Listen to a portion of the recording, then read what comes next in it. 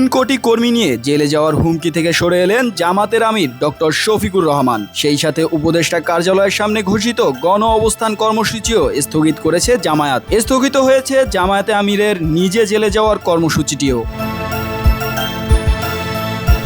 24 জানুয়ারি প্রধান উপদেষ্টার বাসভবনে ডক্টর ইউনূসের সাথে দেশের সার্বিক পরিস্থিতি নিয়ে আলোচনা সভা থেকে এই সিদ্ধান্ত জানায় দলটি।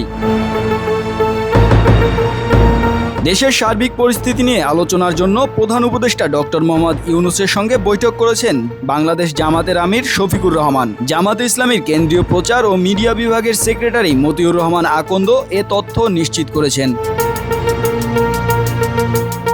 তিনি বলেন, দেশের সার্বিক পরিস্থিতি নিয়ে প্রধান উপদেষ্টা ডক্টর মোহাম্মদ ইউনূসের সঙ্গে বৈঠক করেন বাংলাদেশ জামাতে ইসলামীর আমির ডাক্তার শফিকুর রহমান। এই সময় জামাতের নায়েবে আমির সাবেক এমপি ডাক্তার সৈয়দ আবদুল্লাহ মোহাম্মদ তাহের উপস্থিত ছিলেন। বৈঠকের পরই 25 ফেব্রুয়ারি ঘোষিত কর্মসূচি আপাতত স্থগিত ঘোষণা করে জামায়াত। দলটির সেক্রেটারি জেনারেল সাবেক এমপি অধ্যাপক মিয়া গোলাম পারোয়ার বৈঠকের পর এক বিবৃতিতে বলেন, দেশের সামগ্রিক পরিস্থিতি বিবেচনায় বাংলাদেশ জামায়াত ইসলামীর ঘোষিত 25 ফেব্রুয়ারি প্রধান উপদেষ্টার কার্যালয়ের সামনে গণ অবস্থান কর্মসূচি আপাতত স্থগিত করা হয়েছে।